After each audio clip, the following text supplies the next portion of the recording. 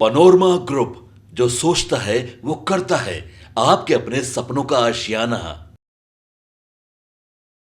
नीतीश कुमार क्या करना चाहते हैं और उसके साथ साथ ही केंद्र की सरकार और भारतीय जनता पार्टी क्या करना चाहती है, बिहार को लेकर के ये चर्चाएं अक्सर आपने सुनी होगी। और इन चर्चाओं में नीतीश कुमार का जिस तरह से व्यवहार रहा है या फिर वो जिस तरह के फैसले लेते हैं उसको लेकर के भी सवाल खड़े होते हैं। आपको बता दें कि कल ही जो बैठक होनी थी दिल्ली में, उस बैठक में नीतीश कुमार नहीं जा करके कहीं ना कहीं इस बात की तरफ इशारा किए कि वो पूरी तरह से भारतीय जनता पार्टी और केंद्र की सरकार से खुश नहीं है। लेकिन नीति आयोग के फैसले को लेकर के बहुत सारी बातें सामने आई है। नीतीश कुमार नीति आयोग के फैसलों को लेकर के और उसके रिपोर्ट को लेकर के भी नाराज़गी अक्सर व्यक्त करते रहे।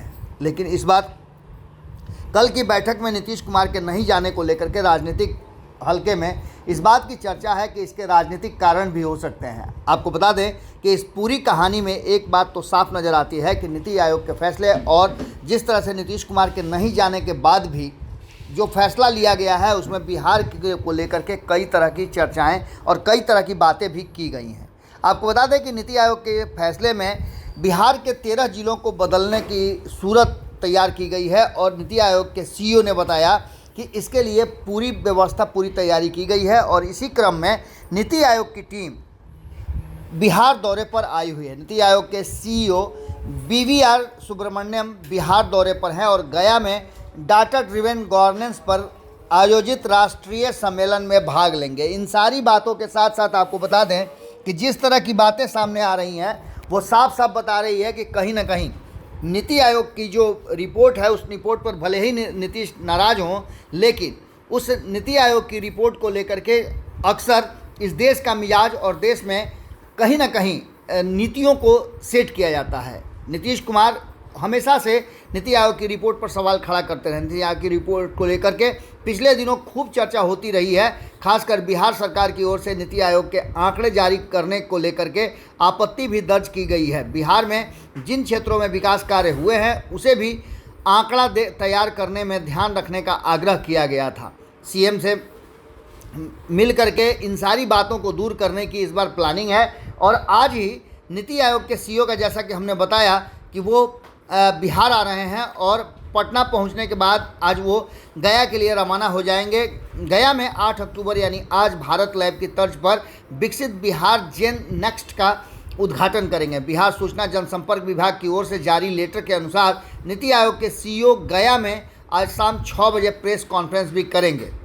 नीति आयोग के सीईओ गया में डाटा ड्रिवन गवर्नेंस पर आयोजित राष्ट्रीय सम्मेलन में भी भाग लेंगे। इसमें देश के 19 राज्यों के प्रतिनिधि भी भाग ले रहे हैं। बिहार जेन नेक्स्ट पर राज्य सरकार के विभिन्न विभागों के कार्यों और इससे संबंधित आंकड़े उपलब्ध होंगे। जो जानकारी मिल रही है उसके अनुसार सरकार के 50 वर्षों के कामकाज का पूरा ब्यौरा बिहार जेन नेक्स्ट में उपलब्ध होगा। नीति आयोग के सीईओ का 2 दिनों का बिहार दौरा कार्यक्रम है। इस कार्यक्रम के दौरान वो नीतीश कुमार से भी मुलाकात करेंगे।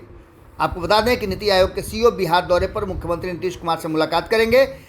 इस बात को लेकर के अभी तक फाइनल कुछ नहीं हुआ है, लेकिन जो जानकारी मिल रही है उसके अनुसार सीएम सचिवालय की तरफ से अभी तक इसका कोई जो नहीं जारी किया गया है निर्देश, उसी के अनुसार कहा यह जा रहा है कि सूचना एवं जनसंपर्क विभाग की ओर से नीति आयोग के सीईओ का 2 दिवसीय कार्यक्रम है, उसको लेकर लेटर जरूर जारी किया गया है। अब देखना दिलचस्प होगा कि नीति आयोग से नाराज़गी नीतीश कुमार की और मीटिंग में नहीं जाना, इसके साथ साथ बिहार को लेकर के नीति आयोग का बहुत सारा फोकस करना इस बात की तरफ इशारा करता है कि कुछ ना कुछ बात है जिसको लेकर के आने वाले समय में बिहार को लेकर विशेष ध्यान प्रधानमंत्री नरेंद्र मोदी की कह लें या भारतीय जनता पार्टी की कह लें या फिर भारतीय जनता पार्टी की जो संयुक्त सरकार केंद्र और राज्य दोनों में चल रही है उसको लेकर के नीतियां बनाई जा रही हैं। अब देखना दिलचस्प होगा कि आगे होता क्या है। जुड़े रहिए भारत लाइव के साथ। बहुत बहुत धन्यवाद। पनोरमा ग्रुप, जो सोचता है वो करता है। अगर ये वीडियो पसंद आई और वह बिहार के राजनीति और बिहारियत से सरोकार रखेनी तो सब्सक्राइब बटन दबा के चैनल के सब्सक्राइब कर ली। ओजे एगो घंटी बा, ओकरा बटन दबा देला से कुल सटीक और मारक खबर रुआ मुफ्त में मिल जाई। अगर रुआ पत्रकारिता के हमनी के नया प्रयोग में सहयोग कर चाहतानी तो ज्वाइन बटन दबा दी। पेटीएम नंबर नोट कर ली 9386 816-700। धन्यवाद।